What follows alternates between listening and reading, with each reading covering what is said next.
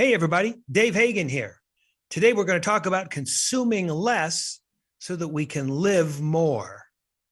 That's today on the Financial Wellness Podcast.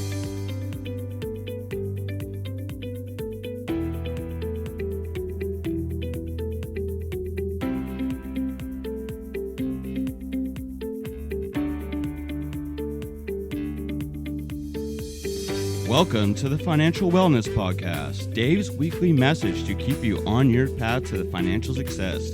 Here is your host, financial problem solver and talk show host, Dave Hagan. Hello, everybody, and welcome to this week's edition of the Financial Wellness Podcast, or TFWP, as we like to call it.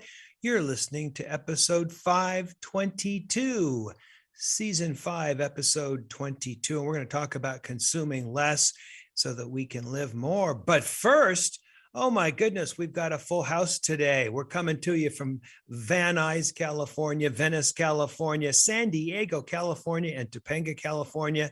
That means both the guys and our engineer are, well, not in the house, but they're with us. Hey, Brian, how you doing, man? Pretty good, Dave. It's been a little bit. How are you? Good. I'm doing good. You've been on kind of a little sabbatical. Work gets in the way of your recreational activities. It does. Sometimes it does, but you gotta, pay the bills.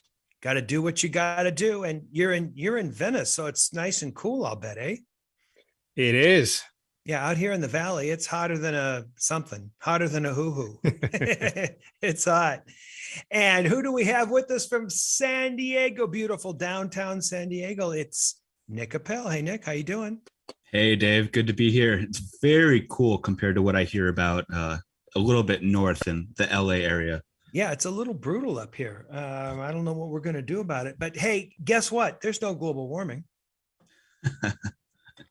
I had someone ask me the other day, a fella who's German by descent, and he says, "Well, when you were growing up here, he's been here only 10 years or so, and he says, Dave, when you were growing up and you were a kid, did you guys have to wear a lot of sunblock and this and that?" No, the sun for some reason wasn't that strong.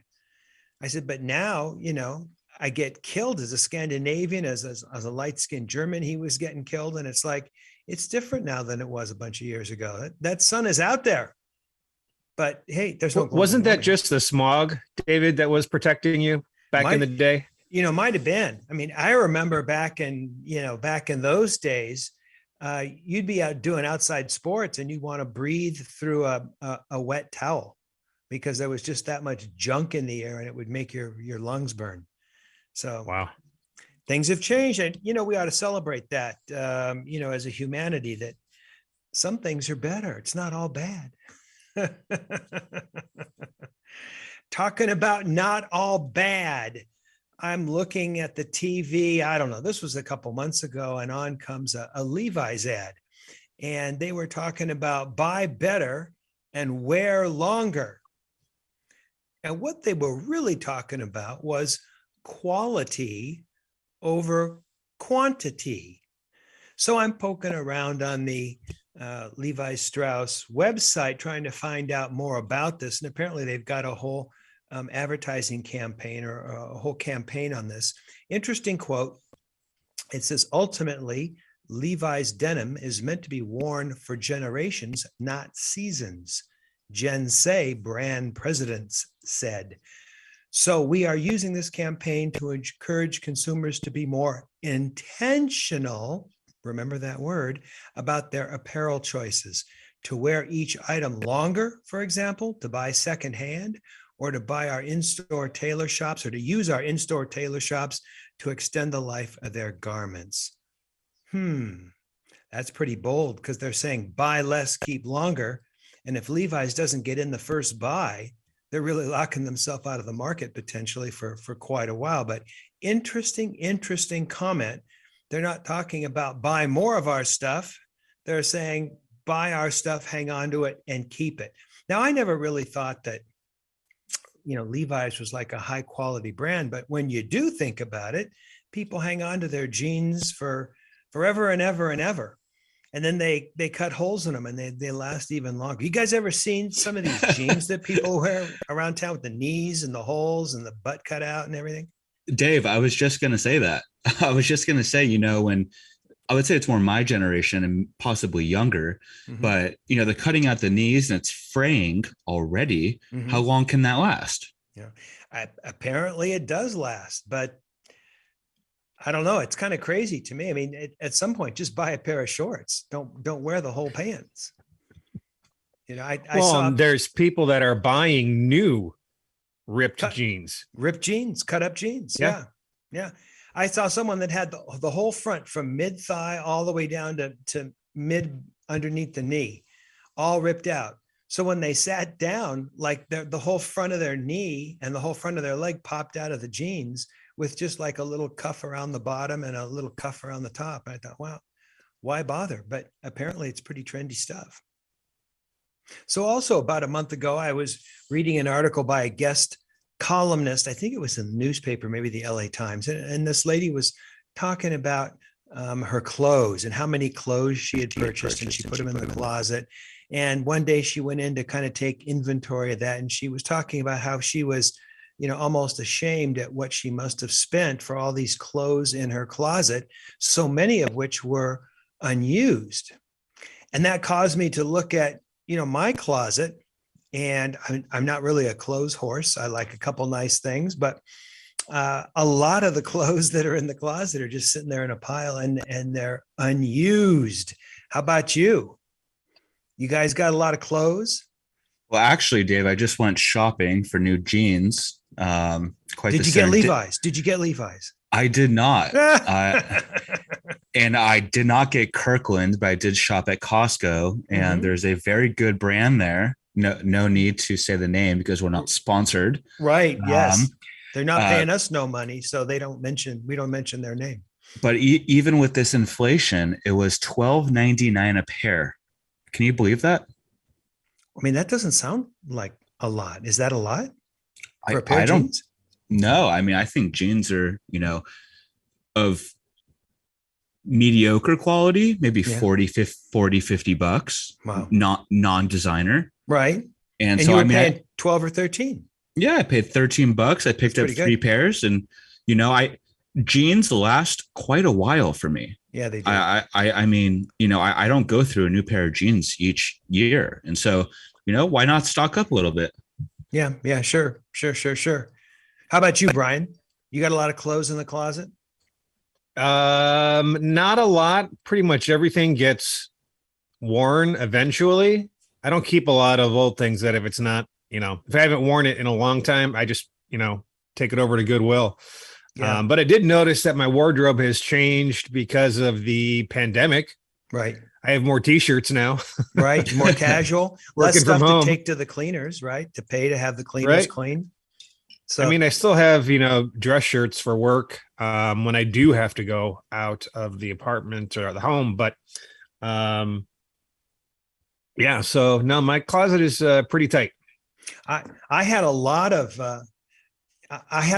shirts, from a long time ago that I could still wear, but there were some t-shirts that I decided that I didn't need anymore. I decided that I probably wasn't going to wear a Madonna t-shirt over to the mall if I went around shopping. That would just be a little weird, I think. Madonna in her younger days. It's a little weird that you even had a Madonna t-shirt, Dave. Well, I agree with Brian on this one. What can I say? Back in the day. So I think the theme that we're talking about here today is consume less and live more. And I love this phrase, consume less, live more, because it's kind of a freeing concept. So other than just convenience, what are some of the reasons that we want to consume less and potentially live more? Well, one, I mean, obviously to save money. Of course, we're talking about financial issues, and TFWP is for financial discussions. And I'm sure all of our listeners are thinking about ways that, they can spend a little less. In fact, spending less is always the first thing that's discussed in personal financial discussions with people. a couple of weeks ago when we were talking about how to deal with inflation.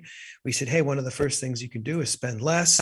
And I lamented that, spending less, living on less is always the first thing that's discussed. And perhaps personal financial success is a lot more than that. It's about planning and choices, not necessarily doing without. But that's the first reason. Hey, save some money. And then don't go out and blow that money on what have you. Use that money to put it to work, put it into your long-term savings and make that start working for you. The second thing I can think of would be, hey, it's less to care for. It costs a lot of money to house, to store, to maintain stuff.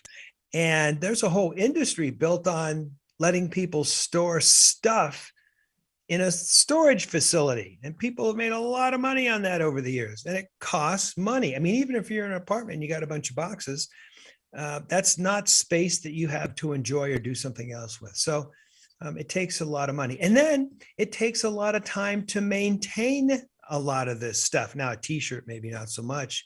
You throw it in a box, but think about people that have multiple cars and they got to do multiple oil changes. I used to worry about that. I don't anymore with an electric car. Oh, I had to get that in. Sorry, guys.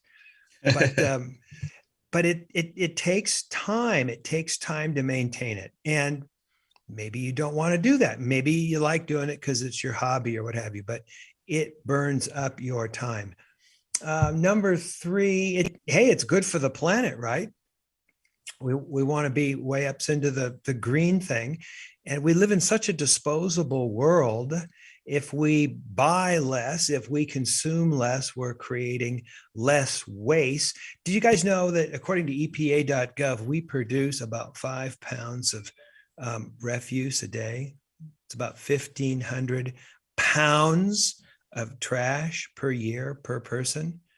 I mean, we got a severe problem. You throw something in the trash can, it's going into a landfill, and it's going to sit there for a lot of years. And it can't be good. It can't be good for the planet. There was a canyon up between the San Fernando Valley and West Los Angeles. And when I was growing up, for years, we'd see all the trash trucks going up this road and then coming back. Well, it turns out there was a big old canyon up there, and they filled the whole canyon with trash. And then they covered it over with dirt. And now they dump it somewhere else. But the interesting thing is all that trash from all those years creates, methane gas. So they built a housing project on top of this landfill. And the poor guy with his nice new house goes out to the barbecue and sparks it on. And it just ignites a big blue flame. And the guy's standing there with no eyebrows before he knows it. Kind of an interesting thought. Yeah. That is wild. And they got away with it. This is back before they knew to put plastic membranes over landfills and all that kind of stuff. But I wouldn't want to live on, 500 feet of society's trash, but the houses are pretty expensive. Just saying. Dave, going back Yeah. real quick. The 5 pounds per day, is that per individual? Per individual. Wow, that is wild. That's a lot of trash. It's just hard to believe. Yeah. We pride ourselves here at the house that we, when we put our trash cans out, that they're not full, or that we put them out every other week. I mean, we take a lot of pride in that, but that's just, I guess we're kind of odd. Well, do you compost, Dave? I don't compost right now. I have many, many times over the years. I don't have any space for it right now, but compost is a great way to recycle that kind of stuff. And in fact, you put it in your gardens once it turns to compost, and it makes your gardens richer, greener. Right. And I used to take grass clippings, which are green, and 50%, and mix it with dried leaves crinkled up. And a couple months, you got some great compost to put back into the soil. I never did the kitchen compost stuff. Yeah. But that's coming down the line. That's coming down the line in the state of California. At least in California. At least in California. I hear that up in San Francisco, that if you produce over a certain amount of trash, that they send you an additional bill. So trashy people have higher bills. That's is kind of that an interesting concept. is that going to be the garbage police? Maybe, maybe. Garbage tax. Yeah, a garbage tax. Well, because they do need more money in government, right? They spend it so well. But my daughter comes down, she lives in San Francisco, and she says, "Oh, the amount of garbage you guys produce, you'd pay big up in San Francisco." It's like, wow, I had no idea. I thought we were doing pretty good, actually. So I don't know. We got a severe problem with trash, a severe problem with trash. Well, And if you're buying less, it's good for the planet. well, Dave, I think San Francisco also has a big issue with trash and the homeless on the streets. There's a lot of trash there with regard to what's on the streets. Yeah, well, it's a mess. I mean, it's a mess. It's problematic, and I don't know about San Diego where you're at, but LA's got its issues too. And we're just not talking about trash from homeless people. I mean, here we're talking about just trash In general. from people in general. Yeah, yeah. But I will say this is that if I walk, so I live about a half mile from Petco Park, Mhm. and that's, for those that don't know, that's the stadium of the San Diego Padres, a baseball team in the Major League Baseball. And I walk down right across from my apartment, and it's just tents, probably about 20 tents lined up. And in the street, there's, toilet paper, there's, empty Cheeto bags, Gatorade bottles, but you find that all over, anywhere in Southern California and any big metropolis. Right. It's insane to think. Right.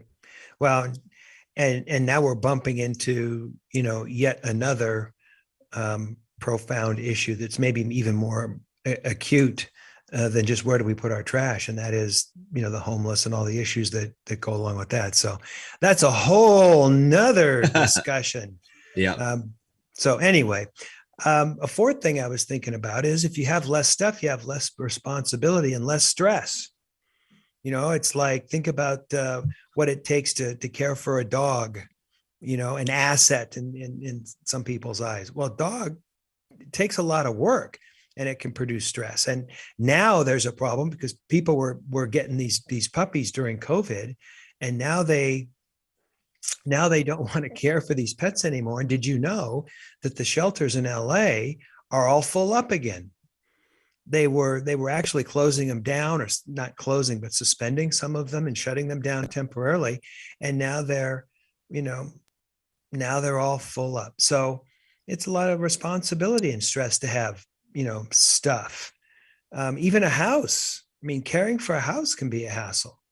You get termites, you got to pay the gardener man, you got all these different things you got to deal with. It can be a lot of stress. And I think, number 5, I think if you've got less stuff, you're going to have more time. You're going to be able to do specifically what you want to do and deploy that time. Ooh, see how I work that in? Deploy, like we talk about money. Deploy your time in a way that you want to, whether it's recreation or towards work or whatever you do. And I also think, number 6, that if you have less stuff, you can be potentially more mobile. The millennials want to be more involved in experiences and not stuff. And I think part of that is it makes you more mobile. I was looking at an article in The Economist. Yes, you guys get quotes from the New York Times, the Wall Street Journal, the Los Angeles Times, and The Economist today. And the article was talking about eat less, live more.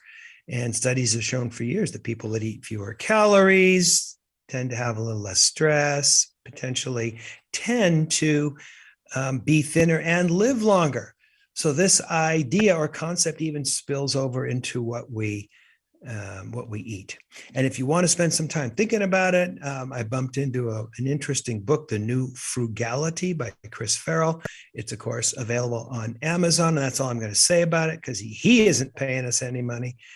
And I also don't like the title quite as much, because frugal strikes me as being cheap and penny pinching, and and keeping, scraps of soap around the house and all that kind of stuff. And here at TFWP, we're not into frugal and anything that may connote, but I'm thinking maybe the better term is thoughtful.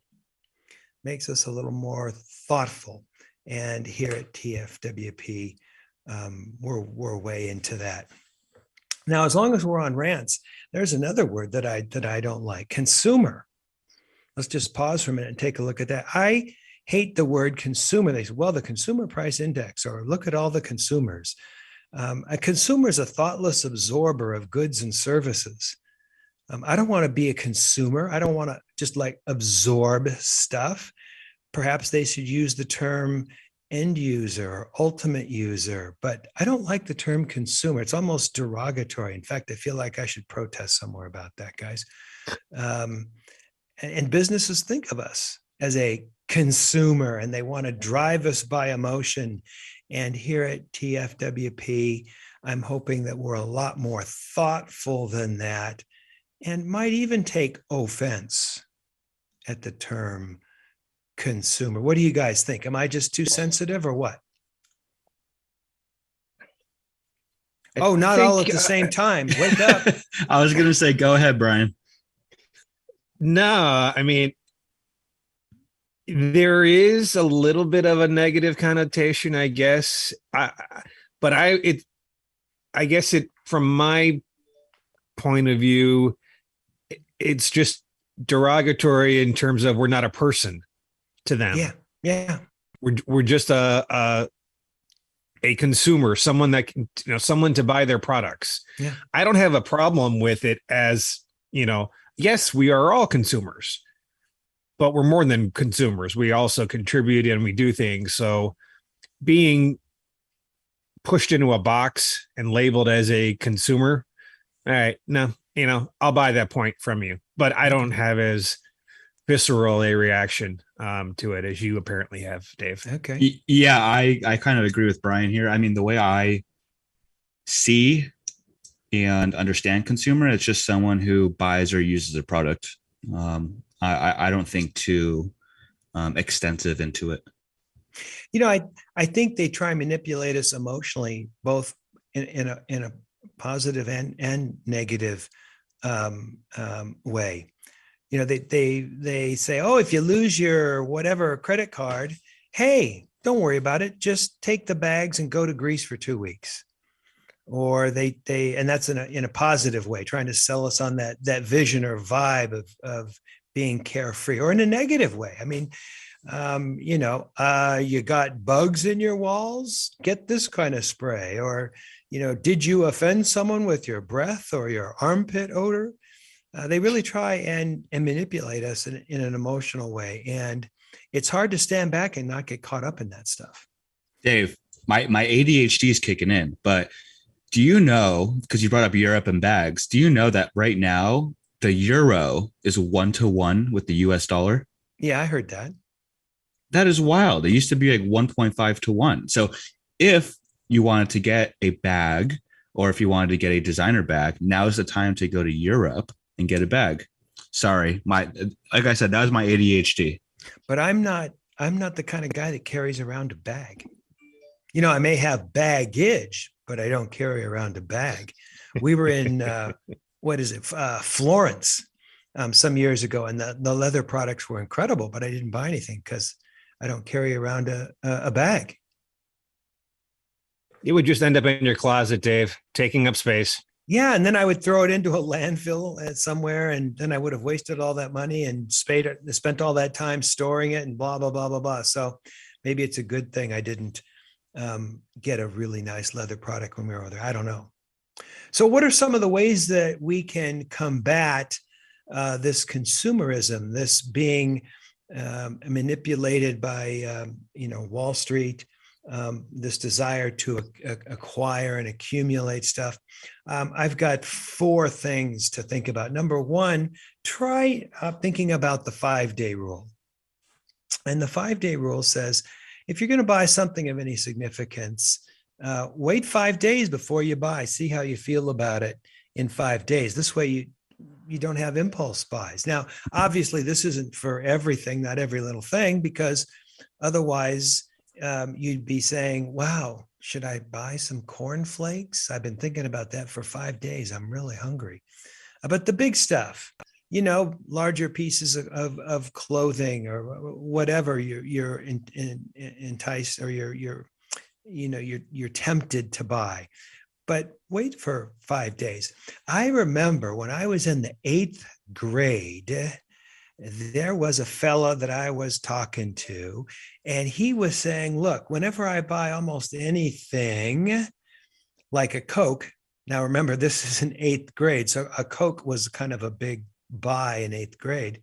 He says, I wait a little while and say, gee, how am I going to feel about this Coke purchase 2 days from now, 3 days from now?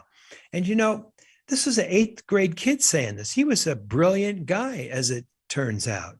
He was really talking about using his value system and thinking about it before he acquired something. I got to hand it to him. I wish I remembered his name now. It's been so long, but a brilliant guy, an 8th grader employing some of these principles. So think about the 5-day rule. Maybe it's not a full 5 days. Maybe it's a day. Maybe it's some period of time, but pause before you buy.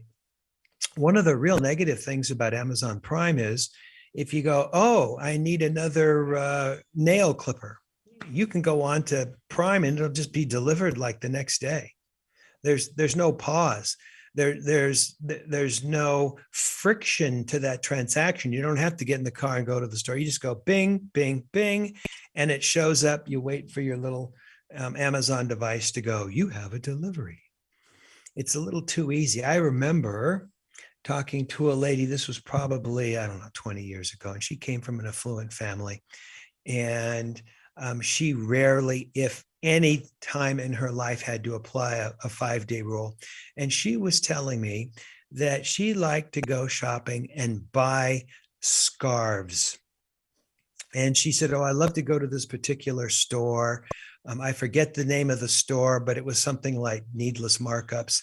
And she said that she paid $6,000 for a scarf. Can you imagine $6,000 for a scarf? What a waste of money. Yeah, I mean, that's a lot, Dave. I mean, I guess it brought her great happiness, but I mean, wow. I could think of so many other things to do with $6,000 or, $5,900 or whatever. But yeah, $6,000 for a scarf, pretty crazy stuff. Number two, Dave, go ahead. Hold on for 1 second. Yeah, I want to go back to that 8th grader that you were talking about. Yeah. That it's the buyer's remorse that he was avoiding. Mm-hmm. And I think it's pretty similar to people when they overeat or overdrink. Yeah, spot on. It's the regret from the next day. Like, why did I have that? I didn't need that third helping of pasta. Now I've got to go, do another 4 miles today because of yesterday. Yeah. And I think that sort of thinking, when you apply that financially, is a great way to go. And Sure. I think the buyer's remorse concept is good to be cognizant of, and to actually how am I going to think about this? In Sure. 3 days, am I going to be happy that I did this or not? Sure. I definitely agree with that. Definitely. Yeah. If I had done that when I was younger, I would have avoided 10,592 days of buyer's remorse from that Madonna shirt.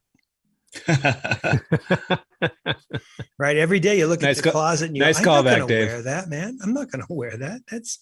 That's nasty.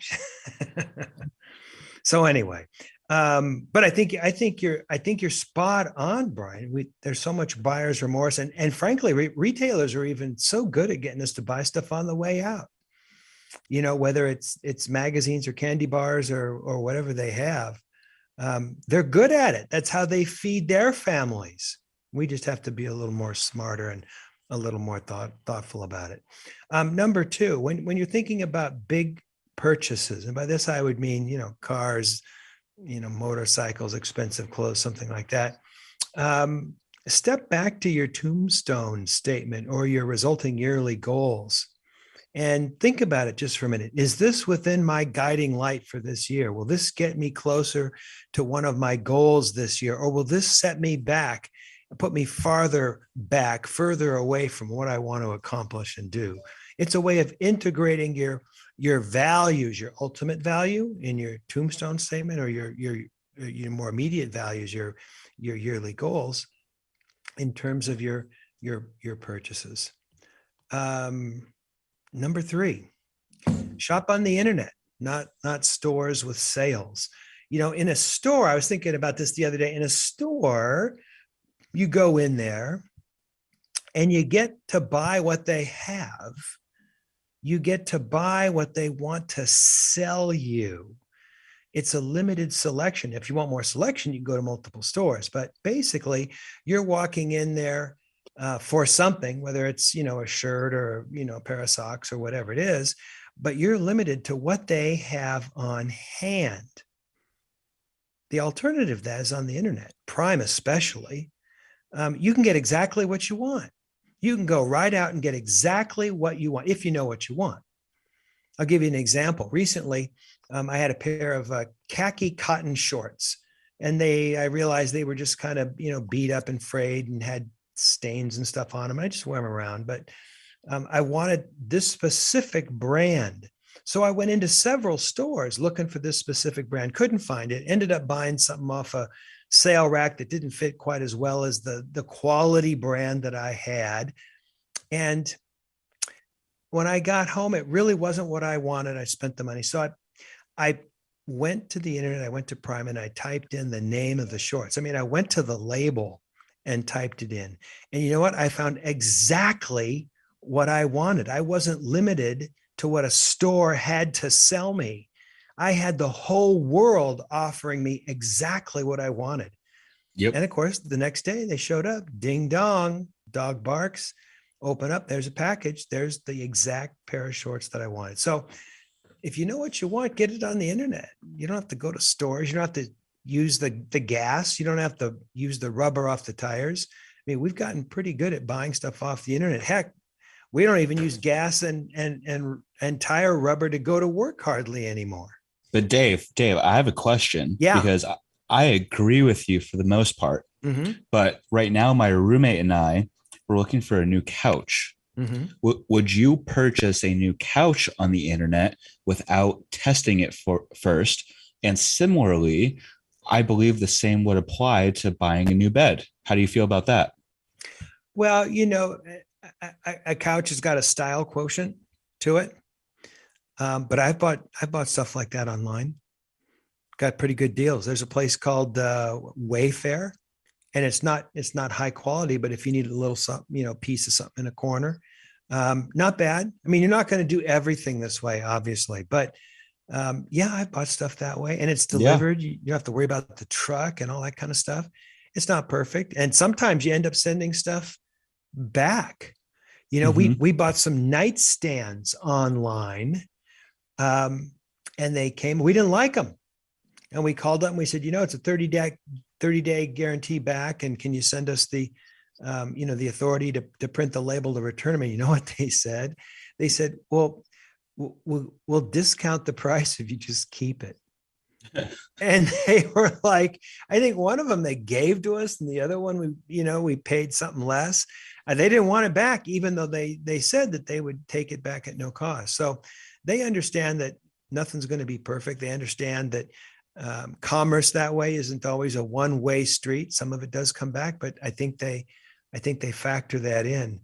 And again, it's not for everything. It's not for everyone, but there's a lot of stuff.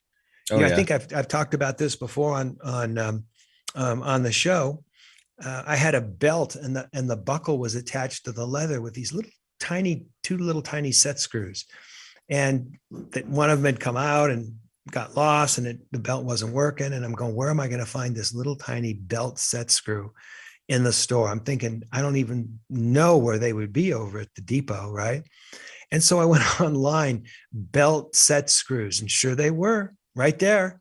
And Yep. I had to buy 18 of them, but it was still a $3-4 purchase, a lot better than buying a new leather belt. All right. So the last suggestion is buy quality, not quantity.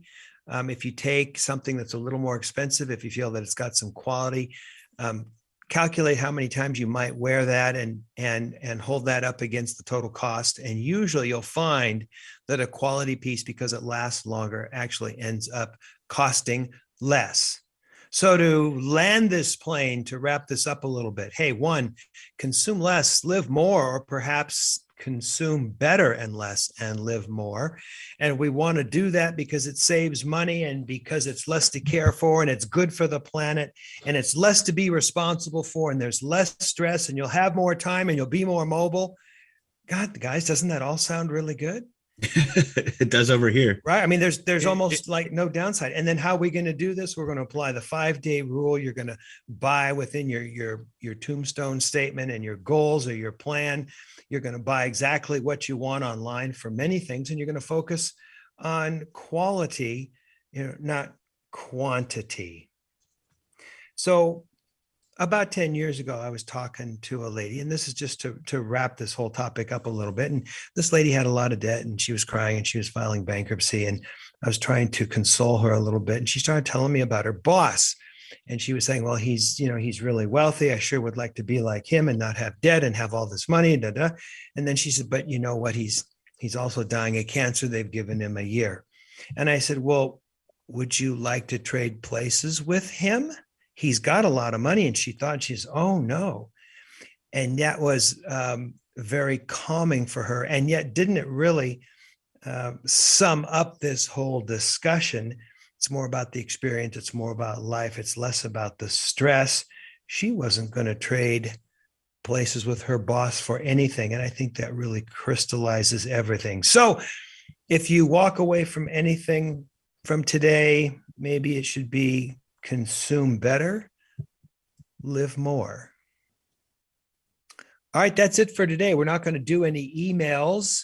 So I want to thank the guys for showing up. Brian, good to see you, man. Dave, it's so good to be back. Let's do this again. You got it. Take care. And Nick, as always, a pleasure from San Diego. As always, Dave, it's been a pleasure. Hey, next week, we're going to spend the entire podcast talking about a very common letter that we get here. People looking for some advice during a very specific time in their life. Those people that have just gotten into the workforce are going to want to listen to what we have to say. So tune in next week. This is Dave Hagan, and you've been listening to the Financial Wellness Podcast.